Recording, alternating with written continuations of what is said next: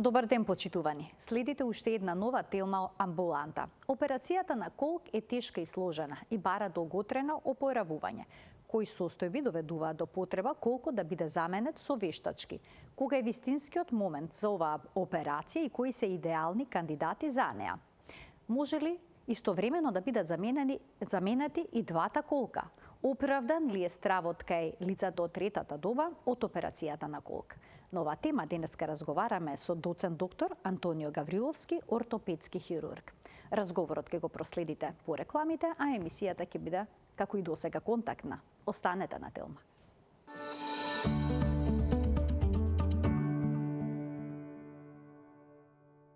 Дали е оправдан стравот кај возрастните лица од операцијата на колк? Ова прашање ќе му го упатиме на доцент доктор Антонио Гавриловски, ортопедски хирург од Универзитетската клиника за ортопедски болести. Докторе, добре ни дојдовте во студиото на Телма и добар ден. Добар ден, добро ве најдов. Благодарам на поканата за гостување во вашата емисија. Докторе, колкот е централен зглоб во нашето тело, внимателно се следи неговиот развој уште од доенечка возраст, се прават ехо прегледи. Што е со оние бебиња како што ќе се забележи некоја аномалија на колкот? Дали кај нив може да се очекуваат промени и проблеми и во адултната возраст, подоцна во животот? Да, точно. Многу убаво прашање, бидејќи знаете во нашата земја традиционално се врши така наречен скрининг на сите новородени бебиња, кога се веднаш после раѓањето во самото родилиште уште следи препорака да се направи еден ортопедски преглед за мускулоскелетниот систем, кога ќе имаат прилика родителите по излегување од родилиштето. Се бараат секако вродени аномалии на скелетот и на зглобовите, пред се, како што е тема на денешната емисија, вродени аномалии на зглобот на колкот. Доколку постои одредена аномалија и не се третира, секако тоа е подлога за побрзо пропаѓање, може да биде подлога за побрзо пропаѓање на зглобот на колкот, а со тоа и потреба од потоа одредени интервенции за да животот на таа индивидуа се подобри. Меѓутоа, доколку навремено се диагностицираат тие вродени аномалии, успешноста во третманот е прилично висока, дури и со нехируршки методи, значи со неоперативни методи, тие вродени аномалии да се третираат сосема успешно, за да во староста, во возрастната доба, таа индивидуа не би имала проблеми со колкот. Практички да му се дозволи нормален развој на колкот во таа рана детска возраст, за да тој се развие во еден нормален колк. Возрастните лица често се жалат на болки во колената и ќе добијат диагноза артроза, односно оштетување на зглобната рскавица. Дали тие може да очекуваат истиот проблем да им се повтори и со зглобот на колкот? Тоа пак тешко е да се одговори генерално, генерализирано, меѓутоа во принцип да, може да очекуваат, бидејќи секогаш кога ќе се наруши биомеханиката на скелетот, особено во однос на носечките зглобови, односно зглобовите на долните екстремитети, како колкот, коленото или скочниот зглоб, кога ќе се наруши таа една осовина и биомеханиката на таа осовина, секако заради накривување, поинакво оптеретување заради оштетувањата во коленото, може да дојде до оштетување и на соседните зглобови, било тоа да е нагоре соседниот зглоб е колкот, или пак надолу скочниот зглоб, или пак уште и погоре сорбетниот столб, например проблеми со сорбетниот столб.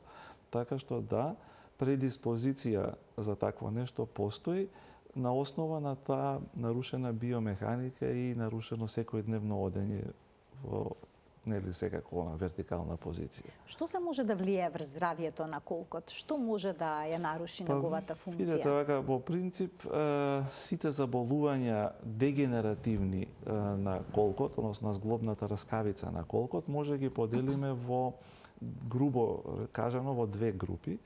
Така наречена е она примарна артроза, како што спомнавте, примарно оштетување на зглобната раскавица, кога точната причина не се знае, току само се претпоставува се уште за жал, или секундарна артроза, каде што се знае причината, а тоа е некаков нарушен сооднос, некаква нарушена морфологија во однос на зглобот на колкот, како што спомнавте од нелекувани аномалии кои се вродени или пак стекнати аномалии заради одредена повреда која што била во младоста, било да е тоа мекоткивна повреда или пак искршеница во близина на колкот, која што би довело до така наречено секундарно оштетување на колкот и потоа продолжување на тој дегенеративен процес во самиот колк, се до негово комплетно, да речам, народски кажано, исклучување од функција. Или трошење, како што велат.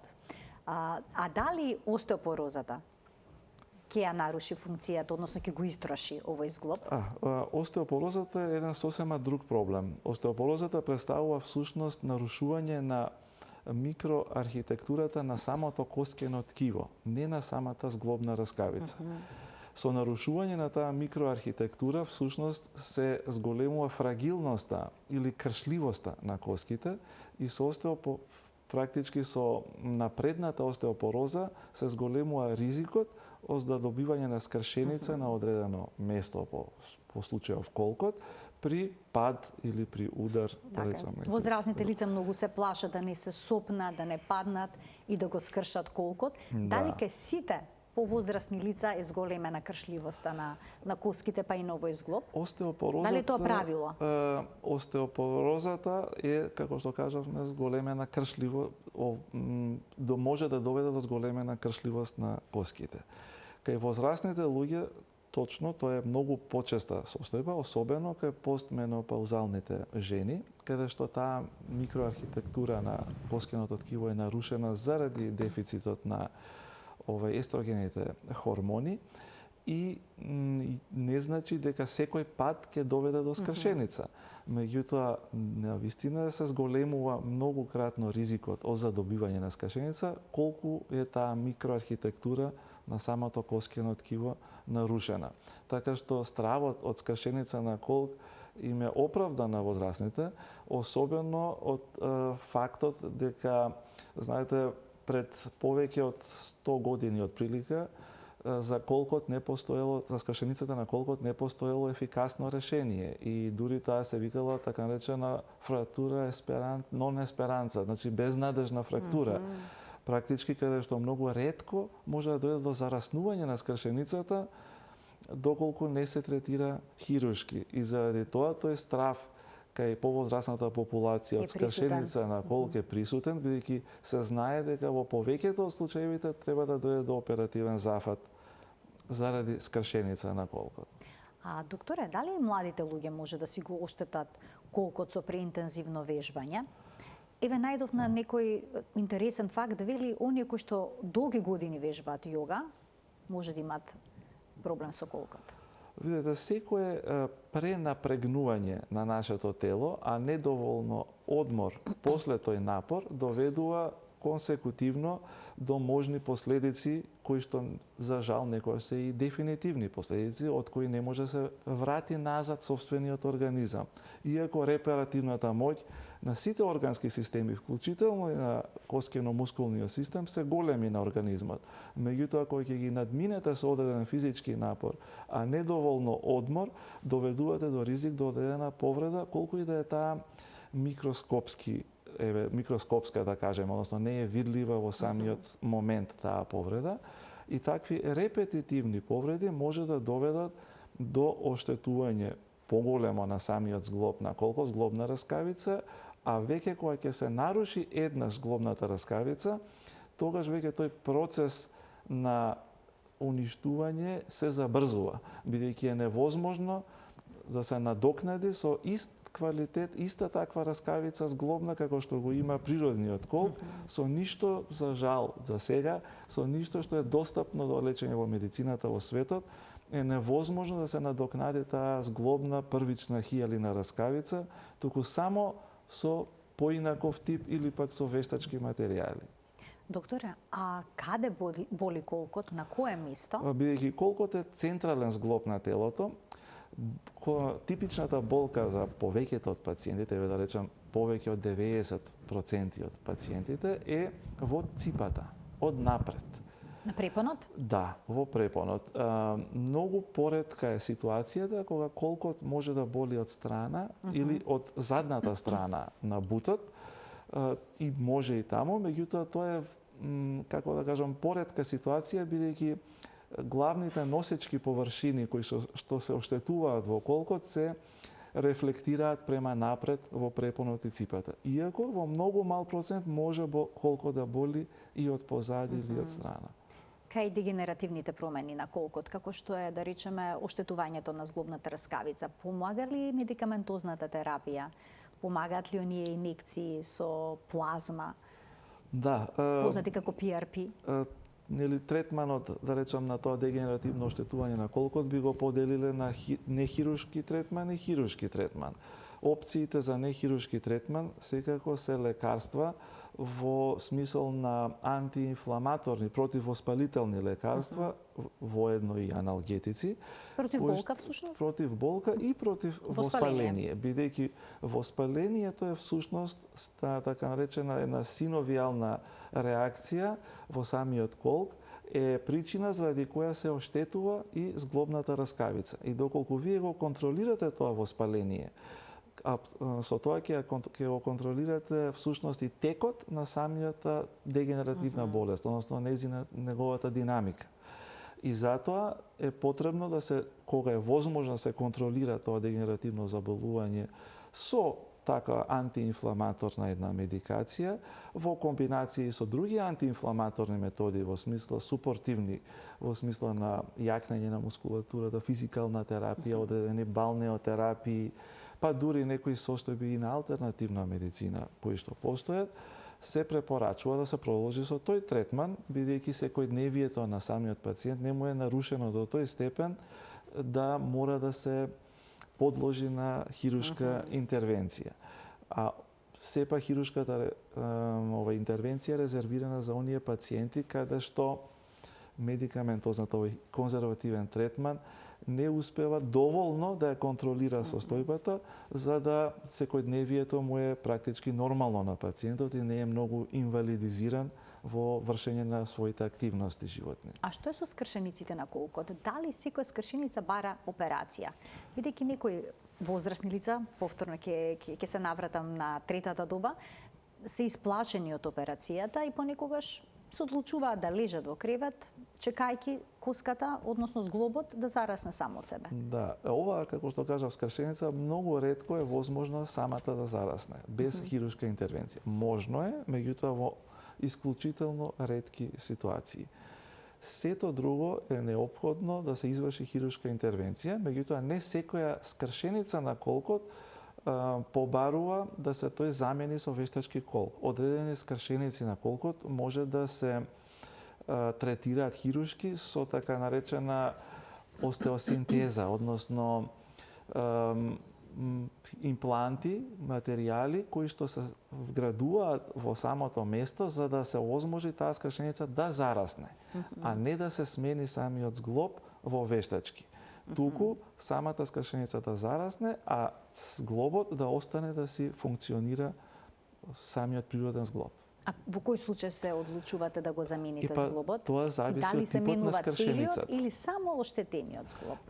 Дел од зглобот? Кога е потребно да заради скршеница да се смени зглобот, тогаш се менува во зависност од возраста на пациентот и потребите на неговото секојдневие, може да се смени парцијално, само да речам тој скршен дел од бутната коска, меѓутоа кога станува збор за помлад пациент или каде што животните активности му се поголеми на тој пациент, тогаш е потребно да се замени, освен делот од бутната коска, се замени и чашката која што е дел од карличната коска. Така, има тука некои фотографии кои што тоа го илустрираат. Да. Во кој момент сметате дека одреден пациент треба да добие вештачки колк? Кој е тој момент кога се одлучувате за ваков тип на операција? Вака, значи, идеален момент за хируршка интервенција замена на колкот со вештачки колк во однос на хирургот не постои. Постои само во однос на самиот пациент.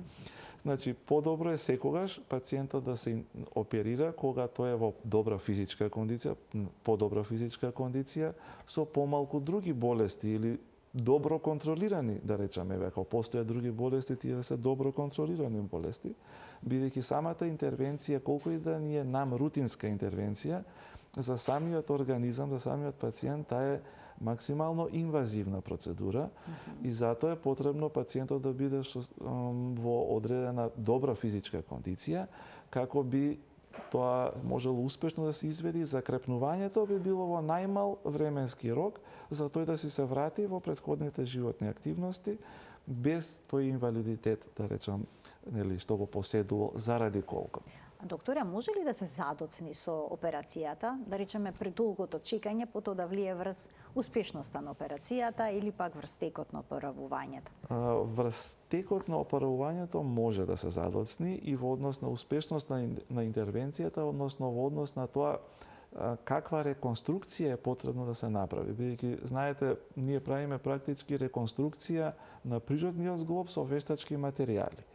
И не секогаш е возможно да се направи реконструкција идентична на природниот зглоб со вештачки материјал. Затоа што располагате со многу лимитирано биолошко ткиво кое што е во самиот организам. Ние работиме со таа коска и тие структури што се останати, нели, во самото тело, и на основа на тоа со помош на вештачки материјали можеме да го реконструираме зглобот на колкот.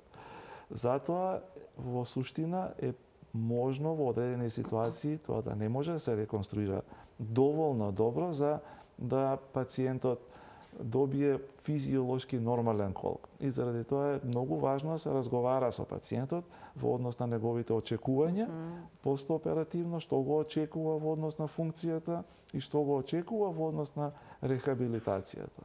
Што е со оние пациенти кои што не се во добра физичка кондиција, кои што не се во добра здравствена состојба, ги имаат и годините?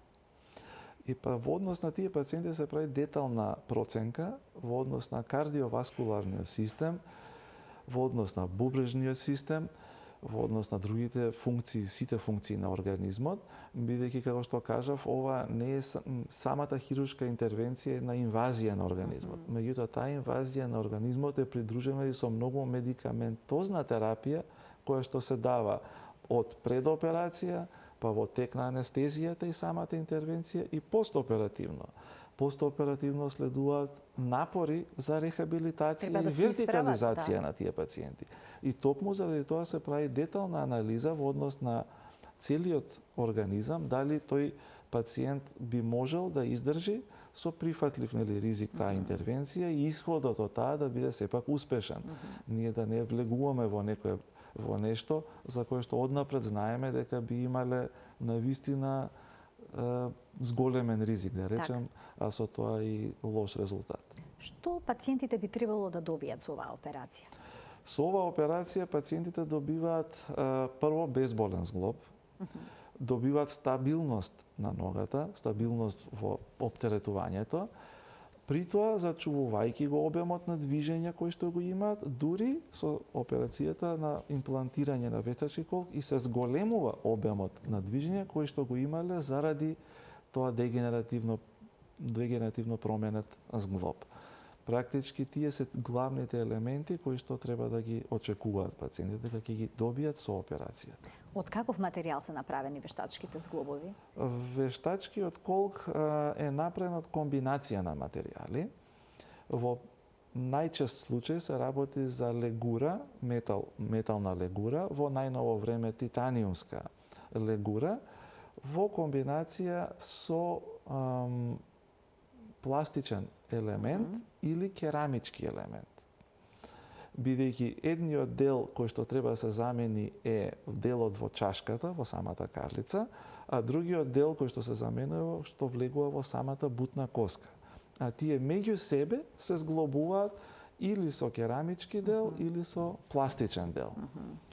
Еве како изгледа процесот да, ова е еден така шематски приказ, каде што се гледа дека ете во чашката се замени тука со еден метален дел, па влегува во тој метален дел еден пластичен или керамички дел и во бутната коска влегува другиот метален дел. Колку време трае операцијата? Операцијата трае од, да речам, самиот почеток на интервенцијата до изнесување на пациентот од операционата сала околу 1 час. Збориме за стандарден случај, каде што не постоела некоја вродена аномалија која што треба да се коригира или пак некои специјални дефекти кои што побаруваат посебна реконструкција. Значи, отприлика е околу 1 час. Тешка и сложена е? Таа е, видите, се е за луѓе, нели?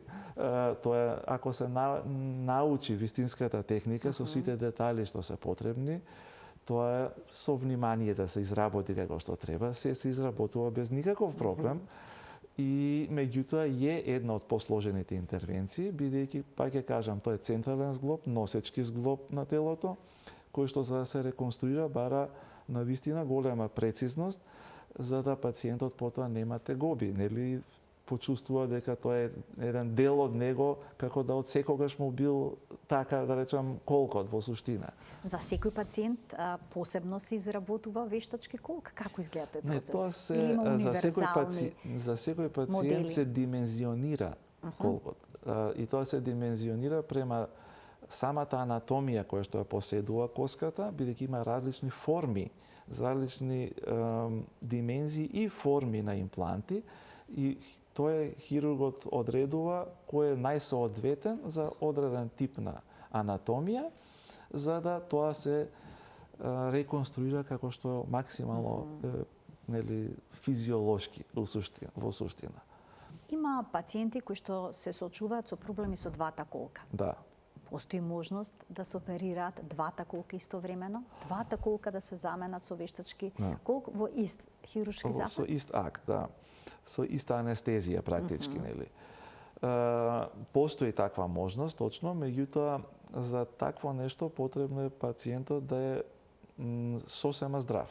Значи без други коморбидитети, без други болести, без лабораториски отстапувања во однос на сите негови параметри, бидејќи, пак ќе кажам, тоа е интервенција при која се губи секако и 1 до 2 единици крв, потоа рехабилитацијата исто побарува многу сила во рацете, во горниот дел од телото, за да може тој да се вертикализира и да стане. И затоа всушност е потребно да биде здрав пациент и помлад и здрав пациент, за да тоа може да го издржи и да се заврши се со една процедура. Планирана е таква операција?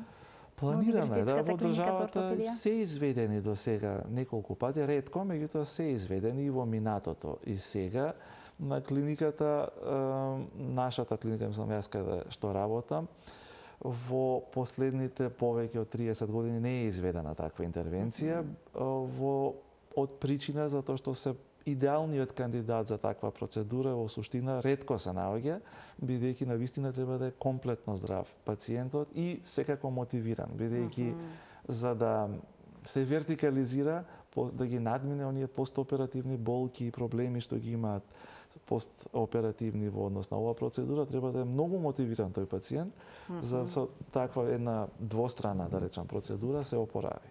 Какви се пациентите со кои што соработувате, мотивирани ли се повеќето за овој тип на повеќето запад? се. Исплашени се? Повеќето се присутен е се уште тој мотивирани. страф од оваа операција? Нормално дека е присутен, бидејќи секој се плаши од било која инвазивна процедура, има некој страф во себе, колку и да таа минимална, камоли за вакво нешто.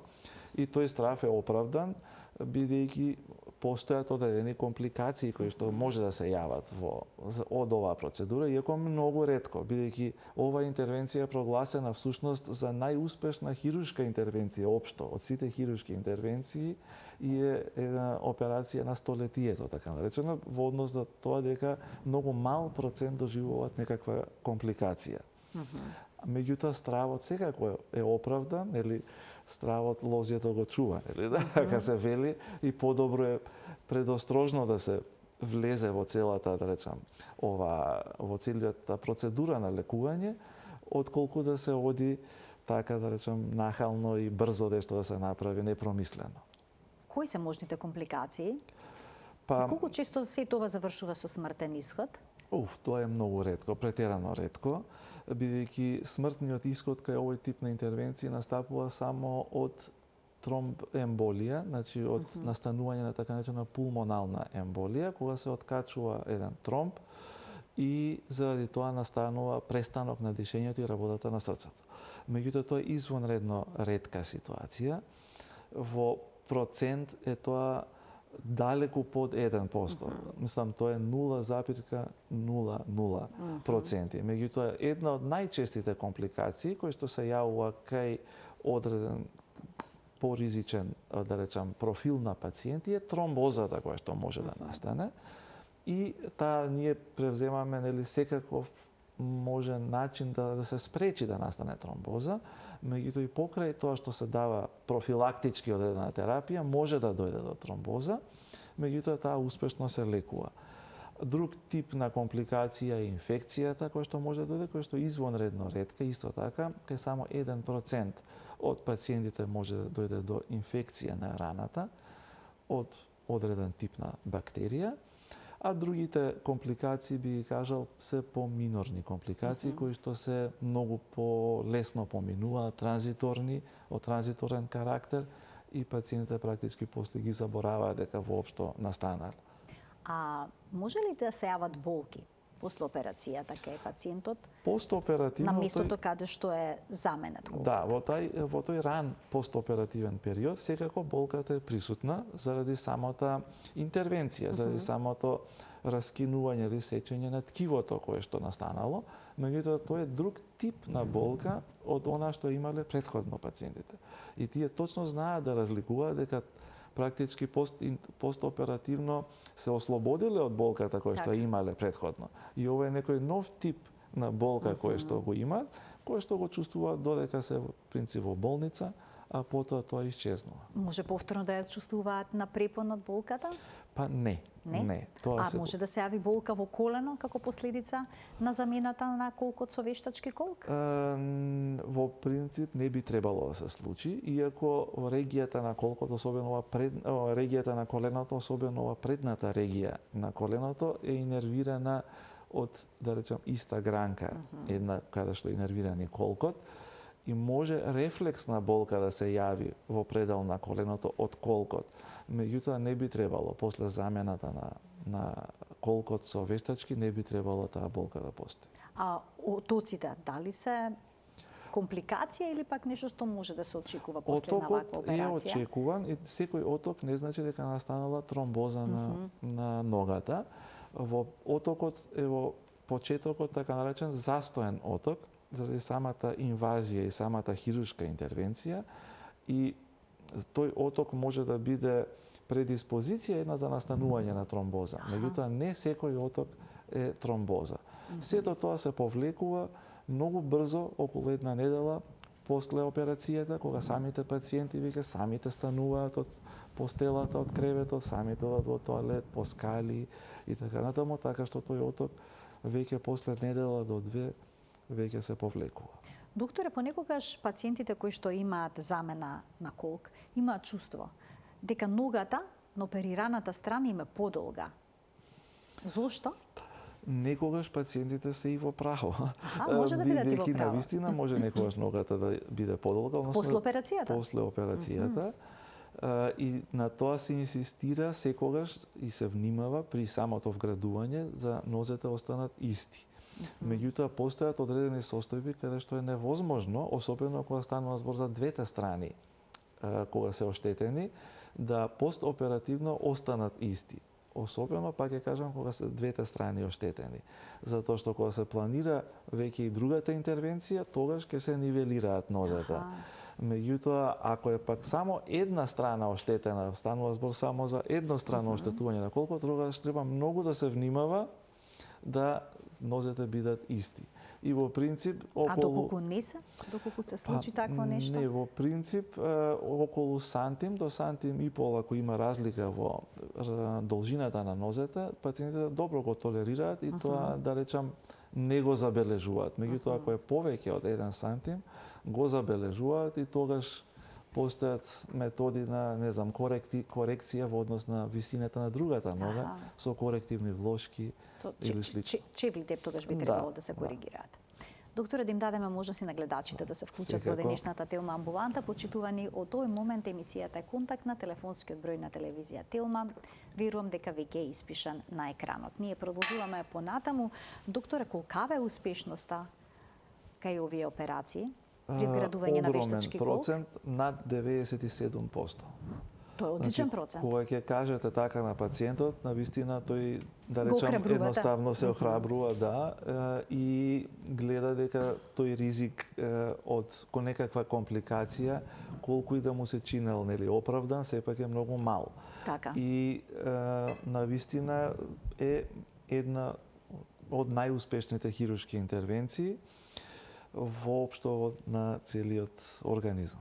А колку време траат овие импланти? Имаат ли рок на траење?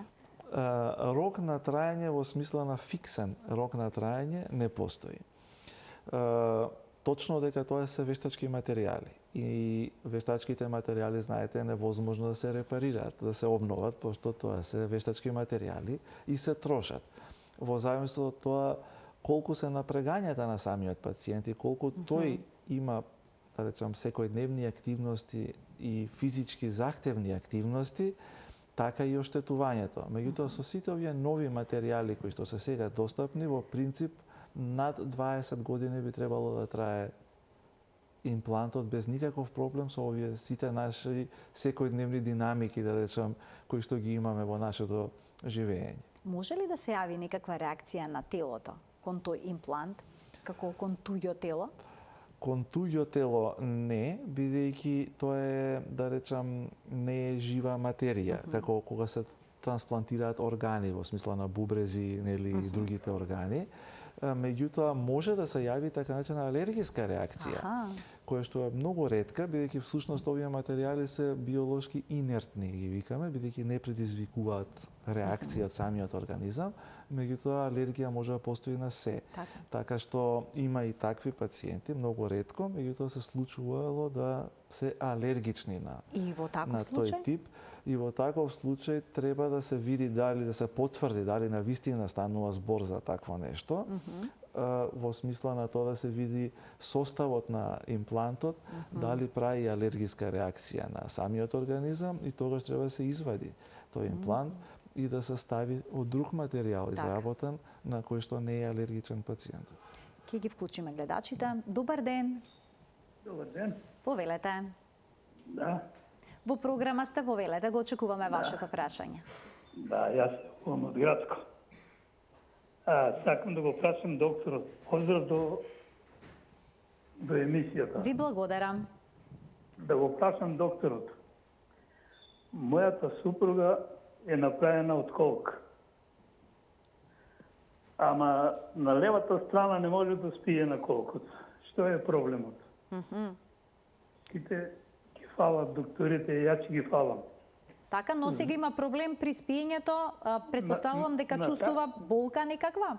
Да, на таа страна не може да спие. На таа страна не може да спие, така. Да. Дали е тоа нормално и постои ли решение? Ви благодарам за вклучувањето во програма. Повелете, докторе. Вака, во раниот постоперативен период, тоа значи во рехабилитациониот период после оваа интервенција, не се препорачува лежење на таа страна, на оперираната страна. Едно е заради зараснување на самата рана, а за второ е заради можноста за нагмечување заради кревките ткива кои што се во тој момент нели оперирани. Сега не знам колку време постоперативно има пациентката за која што кажа господинот, меѓутоа во принцип не би требало да прави проблем доколку поминал тој рехабилитациони период да спие на таа страна и да чувствува болка на таа страна. А може ли да го чувствуваат тој колк? Не. Пациентите. И тоа не би требало да биде случај? Не би требало. Тоа е многу длабоко во организмот и не е достапен, да речам, на надворешно влијание во смисла на промена на температура. Тие го чувствуваат, некои пациенти кажуваат дека се одлични метеоролози, бидејќи може да почувствуваат кога се менува времето, да осеќаат некои такви неодредени болки, како вртење длабоко во ногата при такви промени на времето, меѓутоа да го чувствуваат како вештачки материјал, не. А доколку долго време обстојува овој проблем кај пациентката, треба ли да се направат некои дополнителни Па испитувања? треба да се направи некакво испитување, да се види да дојде на преглед за да се види дали има некаков проблем. Не мора да е секогаш самиот колк, секој има право, разбирате, на две болести и повеќе, не значи дека има проблем со колкот, може станува збор за нешто сосема друго. Ке вклучим уште еден гледач. Добар ден за него. Добар ден. Повелете. Добар ден. Вака, се јавам за мојот татко. Така? Има 64 години. Болката почна во ципата, како што ја објасни и докторот. Направивме рентген слика, излезе како коксартроза. Меѓутоа, него болката му е во едното, во едниот дел од ногата, а по исказ на докторот дека двата колка се оштетени. Дадоа некоја терапија антиинфламаторна, витаминска, неуробион, на своја рака зема колаген и така натаму. Таа ја пие месец-два, меѓутоа нема никакво подобрување. Почна да криви со ногата, посебно при излегување и влегување во кола. И сега следно ни препорачаа да оди на физикална терапија и прашањето ми е што понатаму, дали да се обратиме за мислење како операција. Меѓутоа и двата колка биле оштетени така, што може да се направи? Па и дали може да се спречи понатамошниот прогрес на болеста? Ви благодарам за вклучувањето во програма. Што би советувале, докторе? И па, јас би советувал дека штом е веќе диагнозата утврдена, дека станува збор за дегенеративно уништување, пропаѓање на едниот колк, односно двата колка, едниот повеќе од другиот, и се неуспешни овие нехируршки методи во смисла на медикаментозна терапија, физикална терапија, и пациентот не е задоволен од исходот од тој тип на третман, дека следниот тип на третман е хирургијата, односно замената на зглобот со инекции директно во колкот би помогнале? Па не би помогнале, бидејќи се уште нема еден стандардизиран пристап во однос, вие спомнавте прескао на PRP, односно плазма богата или сиромашна во заедно техниката со тромбоцити или пак матични клетки. Исто така, меѓутоа се уште за жал во светот нема никај нас стандардизирање на таа постапка во смисла на тоа точно колку крв се зема, точно на како се обработува таа крв, колку има внатре матични клетки, каков тип на клетки се, каков тип на фактор има внатре, и таков стандардизиран пристап, туку секој работи во суштина по одреден метод. И поради такво едно нестандардизирање постои конфузија на секаде дека тоа некој имал резултат, некој немал резултат, кај некој е бил одличен резултатот, кај некој па уште полошо било после таков тип на интервенција, и затоа се такви едни мешани, да речам, искуства секаде во светот, не само кај нас.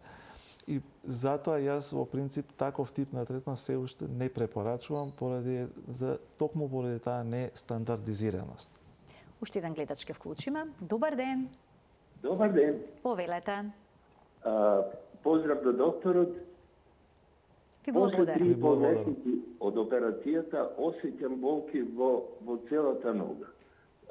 Користам ксарелто за тромбоза, а дали би требале некои други лекови да користиме за болката што ја осеќам во нога? Колку време е поминато од операцијата? 3,5 месеци. 3,5 месеци и се уште почувствувате болката. Докторе, да немате некој прашање? Не, 3,5 месеци е веќе сосема... Ви благодарам за вклучувањето. 3,5 месеци е веќе сосема доволен период кога би требало таа болка што ја имал пациентот да се изгуби. Причината зошто има се уште болка во ногата може да биде и од друго место, па ќе кажам, некогаш коинцидираат работи, може да биде проблеми со рбетот, например ишијас, народски кажано, каде што болката е во главно во задниот дел, меѓутоа може и во друг дел на ногата да постои. Може да има настанато тромбоза, затоа продолжено прима пациентот, како што кажа, еден препарат антикоагуланс, кој што таа тромбоза доведува до замор поголем на мускулатурата на самата нога и болка, така што треба да се исклучат пред се тие две работи, па потоа да помислуваме дека нешто станува збор во однос на колкот, некаква компликација друга. Доктора, има ли работи што пациентите задолжително мора да ги избегнуваат после операцијата? Например, на каков стол да седат? Да. После операцијата се забранува, условно кажано, виткање на ногата повеќе од 90 степени. Аха. Значи вака, Да, на овој начин и седење. затоа се советува и кога одат во тоалет или кога седат, ако може да тоа малку се подигне на повисоко ниво. Да се користи адаптер? Да се користи некаков адаптер, Значи не сме да се седне на тоалетната школка. Да, не биде во повеќе од 90 степени свиткувањето. Тоа е заради тоа што е потребно околу 1,5 месец, околу 6 недели минимум, да дојде до зацврстнување на структурите околу самиот колк, за да не дојде понатаму до нестабилност во самиот колк. Да, токму тоа што го кажав, да го има тој бенефит на стабилност на екстремитетот на ногата при стапнување и да не дојде до таа нестабилност или исчашување на самиот колк, е потребно да се време од околу 6 недели тоа самиот организам се стабилизира. Смее со прекрстени нозе да се седи вака? Исто така во тој период ран не се препорачува да се седи во првите 6 недели. Потоа, после првите 6 недели веќе доколку се е во ред, е практички дозволена нормална физичка активност како и претходно. Веќе споменавте дека на почетокот веднаш по операцијата не сме да се спие на колкот. Да. Што е по тие 6 недели дозволено е? Да, потоа е дозволено апсолутно, бидејќи се смета дека тој рехабилитациони период е завршен, мускулатурата е доволно вратена да ја превземе функцијата на ногата и затоа се дозволени практички сите активности. Ние не препорачуваме со имплантирани вештачки зглобови пациентите да продолжат да се занимаваат со контактни спортови, например, фудбал, кошарка. Не препорачуваме да скијаат, исто така поради ризикот од паѓање и за добивање на тешки повреди, тешки скршеници. Меѓутоа, самите пациенти си го диктираат темпото на сопствениот живот. И има пациенти кои што навистина сакаат да продолжат со спортот и понатаму и тие се продолжуваат со спортот, независно што имаат вештачки зглоб внатре. Значи може и вештачкиот зглоб да се исчаши, односно да дојде до проблем? Може, да. Може и сите, да речам, повреди на скелетот, скршеници што може да дојдат поради паѓање, поради некоја траума, поради, не дај Боже, сообраќајна незгода, околу тој вештачки зглоб, се многу тешки скршеници и бараат еден сосема поинаков пристап и третман, отколку кога не би постоел вештачки колк внатре. Кај оние лица што имаат вештачки колк, дали понекогаш сепак ќе бидат потребни помагала при движењето или по операцијата сепак тоа нема да биде потребно? Во раниот период е потребно да се помагаат со патерици, дали тоа се подпазувни патерици или подлакотни патерици, или пак со оној дубак кој што е статичен, четвороножен, меѓутоа по поминување на рехабилитацијата многу пациенти веќе после третиот месец самите бараат да ги исфрлат тие помагала, бидејќи сакаат да се чувствуваат послободно, да се движат слободно, без кривење или слично. Кога ќе може да управуваат со моторно возило, со автомобил? Па по 6 недели, кога доволно ќе закрепне колкот, закрепнат тие меки структури околу, ќе се зацврсне колкот, за да може тој да управува безбедно со возилото. А инаку тој ќе може да управува, меѓутоа нема да се осеќа самиот тој безбеден и сигурен, бидејќи, знаете, потребно излегување од автомобил, влегување во автомобил, брза реакција некогаш, така што самиот пациент практички гледа колку може да толерира ногата. Физикалната терапија претпоставам дека е неопходна. Да, апсолутно. Посета на бањи? Да, во бањата се посетува заради така наречена хидротерапија и во самите базени со минерална вода и топла вода се овозможува да се добие обемот на движење што поголем и што побрзо за пократок временски период и затоа е тоа препорачливо да се работи со една убава хидротерапија со поддршка, се разбира, од колегите физијатри и физиотерапевти, кои што они го следат тој еден постоперативен период, како би пациентот го вратиле побрзо во секојдневното живење. Што е со оние пациенти кои што немаат сила да се вертикализираат, кои што немаат сила да вежбаат, или пак одлучуваат по операцијата на колку да лежат, за да го штитат колкото со тоа и коленото, кои што не соработуваат целосно? Кај нив едноставно се процесот на, да речеме, закрепнување трае многу долго и бидејќи вештачкиот материјал што се става внатре не е автоматизиран, не е автомат, некој кој што сам ќе работи, сам ќе движи ногата, нели? И од кога тоа самите ќе го увидат дека тоа така, секако желбата за живот и желбата за, нели, подобро здравје кај пациентите преовладува секогаш и ги надминуваат тие бариери кои се некојаш и психички, нели, бариери, ги надминуваат за самите да закрепнат. Значи може да се живее нормален живот со Апсолутно. и со два заменети колка. Да. Сосема Постојат квалитетен болести за жал, системски болести кои што доведуваат до уништување и на повеќе зглобови во телото. И ние имаме пациенти кои што имаат и по 4 вештачки зглобови, значи и двата колка се заменети, и двете колена се заменети, па и двете рамења се заменети. Така да, значи со повеќе вештачки зглобови и токму затоа се реконструираат тие зглобови за да се овозможи колку што може по физиолошка функција и враќање, нели, во секојдневни активности. И моето последно прашање денеска би било на каков начин да го заштитиме колкот, да ги заштитиме колковите за да не се оштетат и да не служат со годините. Превенцијата е, нели, секогаш подобра отколку третманот на одредена болест. Секако телесната тежина е број 1 ризик фактор во однос на оштетување на носечките зглобови. Значи внимавање на телесната тежина, внимавање на повреди, јакнење на мускулатурата која што е околу колкот, односно во целото тело, физичка активност која што секогаш треба да биде умерена и проследена со доволно одмор после таа физичка активност, а не форсирање премногу. И секако разновидна и здрава исхрана во однос на со што ќе се овозможи, нели, физиолошка густина на коската, па ќе се намали можноста за кршливост на коската. Значи да се следи процесот на остеопороза, така? Да се прават особено редовни во ризичните групи, кои што се прегледи. постменопаузалните жени или пак повозрасната група. Дали со одредена терапија поврзана со калциум би можеле да се заштитат двата колка кај жената? Се заштитува, па ќе кажам, со балансирана исхрана, умерена балансирана исхрана, а секаде каде што недостасува, треба да се дополни со суплементи на доволен внес на калциум, витамин Д и други, нели, минерали и суплементи што постојат. Докторе, ви благодарам многу за вашето гостување во денешната Телма амбуланта. Верувам дека оние гледачи што ги чека една ваква операција ги охрабривте, бидејќи успешноста на вистина е голема од овој хируршки зафат. Благодарам уште еднаш за поканата во емисијата и се надевам дека помогнав и на гледачите да се разрешат некои дилеми во однос на оваа процедура и оваа состојба на колкот. Ви благодарам што ни бевте гостин во денешната емисија.